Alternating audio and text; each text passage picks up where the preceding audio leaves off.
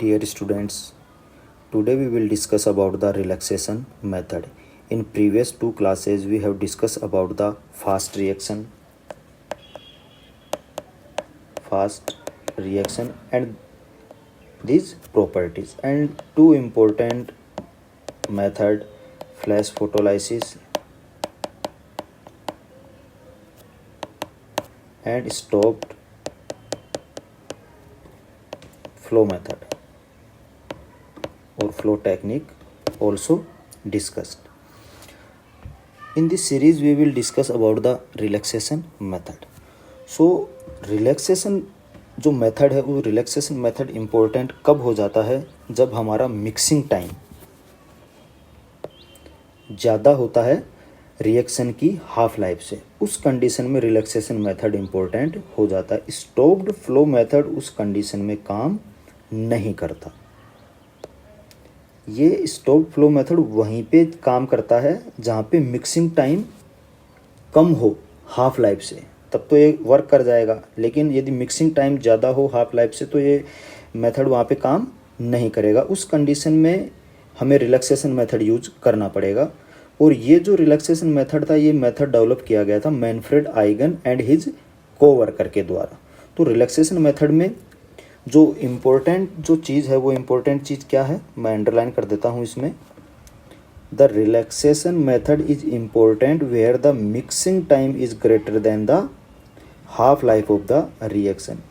जितने टाइम में आप रिएक्टेंट को मिक्स करते हो, यदि रिएक्शन का हाफ लाइफ यदि उससे कम है, उसी कंडीशन में हम ये रिलैक्सेशन मेथड यूज करते हैं। तो ये एक इम्पोर्टेंट मेथड हो गया फास्ट एक्शन को स्टडी करने के लिए। और ये जो मेथड है रिलैक्सेशन मेथड, ये डिफ़र है फंडामेंटली फ्रॉम कन्वेंशनल, जो हमारे परंपरागत जो मेथड होते हैं काइनेटिक मेथड, उनसे।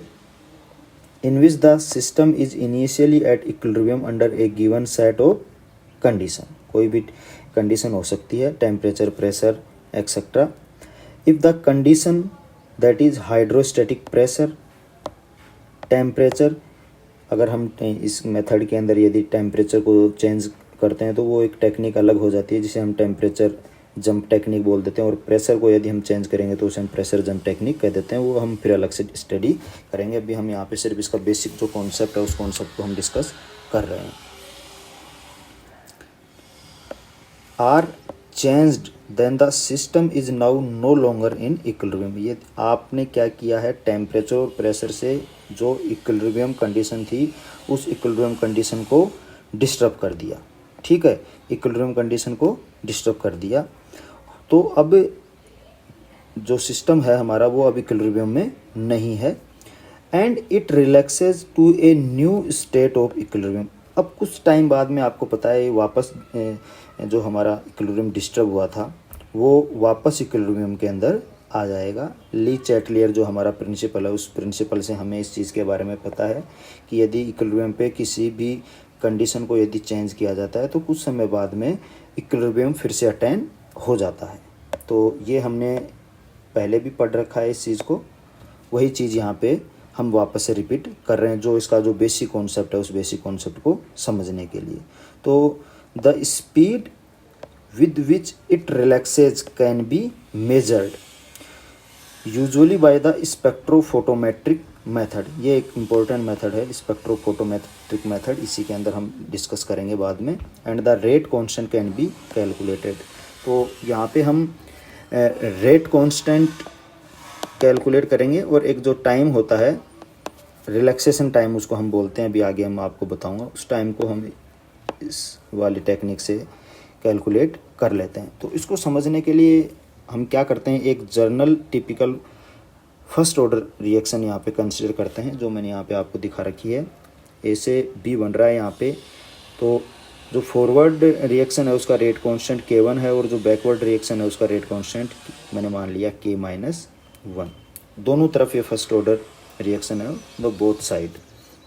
तो मैं यहाँ पे ये मान रहा हूँ कि जो ए और बी की जो कंसंट्रेशन है, सम है, वो कंसंट्रेशन कितनी मान ली मैंने A0। ए की कंसंट्रेशन प्लस बी की कंसंट्रेशन, ये है A0 इनिशियली, ठीक है। तो the sum of the concentration of A and B is A0 and X is the concentration of B at a time T। किसी भी समय T पे जो B की कंसंट्रेशन है वो कितनी मान ली मैंने, X। तो अब आपको पता है A की कंसंट्रेशन आप इजीली निकाल सकते हो, जो टोटल कंसंट्रेशन है उसमें से किसकी कंसंट्रेशन निकाल दो, बी की कंसंट्रेशन, तो हमारे पास में ए की कंसंट्रेशन आ जाएगी। अब यहाँ पे जो ये वाली जो कंसंट्रेशन है ये वैसे भी जीरो है, क्योंकि जब इनिशियली जब आपने रिएक्शन स्टार्ट ही नहीं की तो बी तो बनेगा ही नहीं। तो जो A0 है वो किसकी कंसंट्रेशन है, ए, लेकिन हमने इसको सुविधा के लिए टोटल कंसंट्रेशन मान लिया। अब आगे देखिए, तो आपको पता है कि बी के जो बनने की जो रेट है वो हम किस तरीके से लिख सकते हैं, dx/dt। x क्या है, बी की कंसंट्रेशन, तो dx/dt किस तरीके से लिखेंगे, देखिए बी यहाँ पे बन रहा है फॉरवर्ड डायरेक्शन में, तो देखिए K1 A0 माइनस एक्स, किसकी कंसंट्रेशन ले ली मैंने, ए की कंसंट्रेशन ले ली। हमेशा इसी तरीके से लिखते हैं, रेट बराबर के फॉरवर्ड और रिएक्टेंट की कंसंट्रेशन। उसी तरीके से मैंने यहाँ पे लिखा है ये फॉरवर्ड के लिए रेट, और इसी तरीके से मैं यदि बैकवर्ड की रेट लिखूँगा तो के बी, और जो कंसंट्रेशन आ जाएगी वो किसकी आ जाएगी, बी की कंसंट्रेशन आ जाएगी। तो इसी तरीके से यहाँ पे कर रखा है K1 A0 minus x minus K-1 x. यहाँ पे माइनस क्यों लगा रखा है, क्योंकि बी की जो कंसंट्रेशन है बैकवर्ड डायरेक्शन में कम हो रही है, मतलब बी क्या है, कंज्यूम हो रहा है। तो ये एक इक्वेशन मेरे पास में आ गई, जिसको मैंने इक्वेशन नंबर 1 यहाँ पे मैं बोल रहा हूँ। अब यदि x is the concentration of B at equilibrium, अब यदि इक्विलिब्रियम के ऊपर B की जो कंसंट्रेशन है वो मैंने मान ली XE, तो देखिए इक्विलिब्रियम पे क्या होगा, dx/dt तो क्या हो जाएगा, 0, क्योंकि आपको पता है इक्विलिब्रियम पे कंसंट्रेशन के अंदर कोई भी चेंज नहीं होता, तो इसको मैंने मान लिया 0। तो यहाँ पे देखिए मैंने यहाँ तो रखा है 0, और जो x है उस x की जगह पे मैंने क्या रख दिया, XE। तो ये हो गया मेरे पास में K1 A0 minus XE minus K-1 x की जगह रखा XE, और dx/dt की जगह पे मैंने रख दिया 0। तो ये मेरे पास में आ गई इक्वेशन नंबर 2। इसको मैं रीअरेंज कर लूँगा तो मेरे पास में इक्वेशन नंबर आ जाएगी 3, K1 A0 minus XE equal to K-1 XE। अब मैंने जो हमारा जो पहले जो इक्विलिब्रियम था उस इक्विलिब्रियम को मैंने क्या कर दिया, डिस्टर्ब कर दिया। तो now the system is disturb, so it is no longer in equilibrium. अब कोई इक्विलिब्रियम नहीं है, टेम्परेचर जम के द्वारा या प्रेशर जम के द्वारा मैंने जो इक्विलिब्रियम कंडीशन जो मेरे पास में स्टार्टिंग में थी उस इक्विलिब्रियम कंडीशन को मैंने डिस्टर्ब कर दिया। अब नया इक्विलिब्रियम आएगा और उस नए इक्विलिब्रियम को आने में कुछ टाइम लगेगा, इसीलिए हमने उसको क्या है, रिलैक्सेशन टाइम बोला है, कि नया इक्विलिब्रियम आने में कितना टाइम लगता है, रिलैक्सेशन टाइम। और ये इक्विलिब्रियम थोड़ी देर बाद में अपने आप ही अटेन हो जाएगा।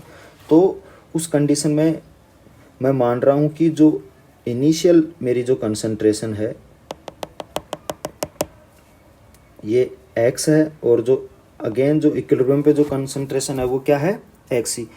तो अगला इक्विलिब्रियम आने तक जो कंसंट्रेशन में जो चेंज आया उस कंसंट्रेशन में चेंज को मैंने यहाँ पे रख रखा है डेल्टा x, और उसकी वैल्यू कितनी हो जाएगी, x माइनस XE। ये x कंसंट्रेशन थी B की, और XE कंसंट्रेशन किसकी है, B की एट ए इक्विलिब्रियम। जो डिफरेंस आएगा वो डिफरेंस मेरे पास में आ जाएगा डेल्टा x। ये फर्स्ट इक्विलिब्रियम है और ये यहाँ पे सेकेंड इक्विलिब्रियम है। इसका आगे हमने ग्राफ भी प्लॉट कर रखा है, वो मैं भी आपको समझा दूंगा। तो मेरे पास डेल्टा x आ गया, x माइनस XE, और ये आगे मेरे पास में इक्वेशन नंबर 4। तो आगे देखिए, अब जो प्रोसेस हमने पीछे इक्वेशन नंबर 1 के अंदर लिया है उसी प्रोसेस को हम वापस से यहाँ पे dx के रेस्पेक्ट के अंदर डिस्कस करेंगे। तो ये मेरे पास में यहाँ पे हो जाएगा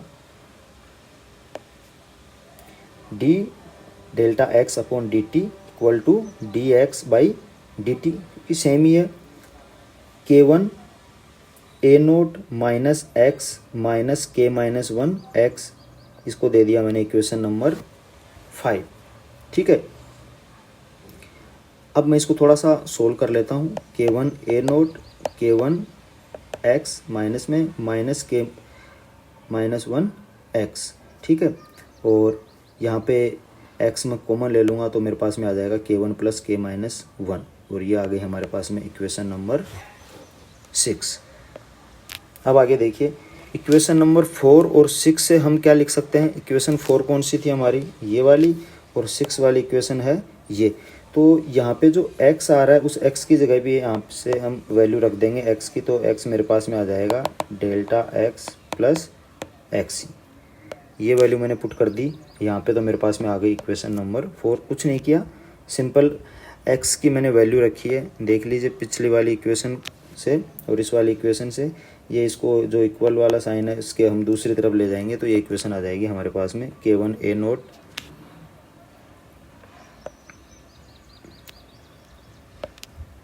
माइनस K1 प्लस के माइनस वन, और ये मैंने रख दिया यहाँ पे x की वैल्यू। ये लीजिए, ये x की वैल्यू मैंने यहाँ पे रख दी है। आप इनको अगर बराबर में लिखना चाहो तो आप इस पूरी टर्म को इक्वल के इस तरफ भी लिख के कर सकते हो। ठीक है, अब देखिए फ्रॉम इक्वेशन 3 एंड 7, इक्वेशन 3 कौन सी है अपनी, इक्वेशन 3 ये वाली, इक्वेशन 3 से और इक्वेशन 7 से इसको हम जब सोल्व करेंगे तो क्या आ जाएगा हमारे पास में माइनस K1 प्लस के माइनस वन डेल्टा x। ये सिंपल मैथमेटिक्स वाला है, इसको थोड़ा सा रीअरेंज करके आप जब सोल्व करोगे तो हमारे पास में ये इक्वेशन आ जाएगी। इस इक्वेशन को हमें यूज करना है और इस इक्वेशन को हमें यूज करना है। ये dx/dt ही है। ठीक है, इसको जब आप सोल्व करेंगे तो हमारे पास में आ जाएगी इक्वेशन नंबर 8। अब देखिए, the quantity delta x varies with time. ये जो डेल्टा एक्स है, ये डेल्टा एक्स किसके साथ चेंज होता है, टाइम के साथ चेंज होता है। In the same manner as changes in the concentration of reactant in the first order reaction. जैसे फर्स्ट ऑर्डर रिएक्शन के अंदर कंसंट्रेशन चेंज होती है रिएक्टेंट की, उसी तरीके से यहाँ पे डेल्टा एक्स चेंज होगा टाइम के साथ में। अब देखिए यहाँ पे ये मैंने एक ग्राफ प्लॉट कर रखा है रिलैक्सेशन मेथड के लिए, जो नया इक्विलिब्रियम आता है किस तरीके से। देखिए स्टार्टिंग में जो कंसंट्रेशन है बी की वो ले रखी है एक्स, और जो इक्विलिब्रियम पे जो कंसंट्रेशन आ रही है वो आ रही है हमारी एक्स। ये इनिशियल इक्विलिब्रियम स्टेट हो गई और ये हमारी फाइनल इक्विलिब्रियम स्टेट हो गई। हमने यहाँ पे टेम्परेचर जंप दिया, मतलब इक्विलिब्रियम को हमने क्या कर दिया, यहाँ पे डिस्टर्ब कर दिया, और नया इक्विलिब्रियम यहाँ पे आके सेट हो रहा है। ये t बराबर 0 इनिशियल स्टेट, और ये टेम्परेचर यहाँ पे T1 मान लेंगे, और ये यहाँ पे टेम्परेचर T2 ये वाला, और ये हमारा टेम्परेचर हो जाएगा T1। ये रिलैक्सेशन टाइम दिखा रखा है यहाँ पे, जो हम अभी आगे कैलकुलेट करेंगे। एक्स एक्सिस पे हमने टाइम ले रखा है और यहाँ पे वाई एक्सिस पे हम यहाँ पे ले लेंगे कंसंट्रेशन। और ये देखिए डेल्टा एक्स हमने ले रखा है इनिशियल कंसंट्रेशन और इक्विलिब्रियम कंसंट्रेशन का जो डिफरेंस है वो डिफरेंस। ठीक है, और ये डेल्टा एक्स किसी भी टाइम पे यदि हमें डिफरेंस देखना है कंसंट्रेशन का तो वो हो जाएगा हमारे पास में डेल्टा एक्स। और ये कंडीशन है डेल्टा एक्स नोट अपॉन ई। ये मैं भी आपको जब आगे हम इसकी डेरिवेशन देखेंगे तब आपको ये बताऊंगा ये किस तरीके से क्यों लिखा हुआ है, और इसके बारे में भी हम अभी आगे डिस्कस कर लेंगे। तो देखिए, now rearrange the equation 8। Equation 8 को थोड़ा सा हम क्या कर लेते हैं, रीअरेंज कर लेते हैं। तो देखिए हमारे पास में क्या आ जाएगा, D delta x upon x minus K1 plus के माइनस वन डी टी। मैंने क्या किया है, ये वाली जो टर्म है, ये वाली टर्म हम इधर ले जाएंगे, और ये वाली जो टर्म है वो हम यहाँ पे इधर लेके आ जाएंगे। जो सेम पैरामीटर हैं उनको हम एक तरफ लिख लेंगे। ठीक है, ये आपको समझ में आ गया होगा। यहाँ पे ये डेल्टा एक्स आ जाएगा, ये थोड़ा सा मिसप्रिंट हो गया यहाँ पे। तो ये हमने इसको रीअरेंज करके इक्वेशन नंबर 9 को यहाँ पे ऑब्टेन कर लिया। अब क्या करेंगे, इस इक्वेशन का हम इंटीग्रेशन कर देंगे। तो ये जो कांस्टेंट है, इस कांस्टेंट को तो हमने बाहर निकाल लिया और यहाँ पे आ गया हमारा dt एज इट इज़। और ये अब यहाँ पे हम क्या कर रहे हैं, इंटीग्रेशन कर रहे हैं। तो आपको पता है इसका जो इंटीग्रेशन होगा वो हो जाएगा ln डेल x, ये कांस्टेंट बाहर, और dt का t प्लस एक इंटीग्रेशन कांस्टेंट यहाँ पे मैंने रख दिया c। अब हम क्या करेंगे, कंडीशन अप्लाई करेंगे। जब t का मान क्या हो, 0, उस कंडीशन में जो हमारा डेल्टा x है वो डेल्टा x किसके इक्वल हो जाएगा, डेल्टा x नोट के इक्वल हो जाएगा। देखिए ये दिखा रखा है t0, डेल्टा x ही किसके इक्वल है, डेल्टा x नोट के, t बराबर 0 पे इनिशियल, इसलिए मैंने इसको यहाँ पे डेल्टा x नोट लिखा है।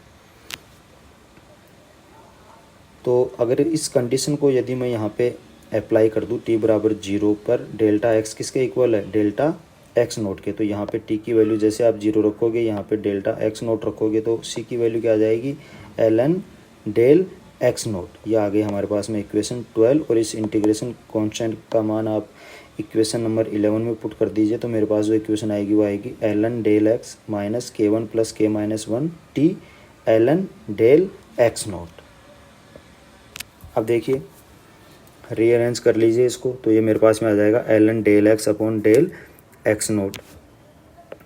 ये वाली टर्म को जब आप इधर लेके आओगे तो ये हो जाएगा ln del x minus ln del x naught, और यहाँ से मैं इसको लिख सकता हूँ ln del x upon del x naught. Simple integration का जो रूल है वो log a minus log b वाला, उससे हम इसको कर लेंगे। अब देखिए इस ln को यदि आप इधर लेके जाओगे तो क्या हो जाएगा, डेल x, ये इधर चला गया, डेल x नोट e की power minus k1 plus k minus 1 t। अब देखिए ये एक इम्पोर्टेंट रिएक्शन हमारे सामने आ गई, सॉरी इक्वेशन हमारे सामने आ गई, जो कि फर्स्ट ऑर्डर की विलहेल्मी इक्वेशन से रिजेंबल करती है। ct बराबर c0 e की पावर माइनस kt, ऐसा आपने फर्स्ट ऑर्डर रिएक्शन में भी पढ़ रखा है, और सेम रिजल्ट यहाँ पे आ रहा है।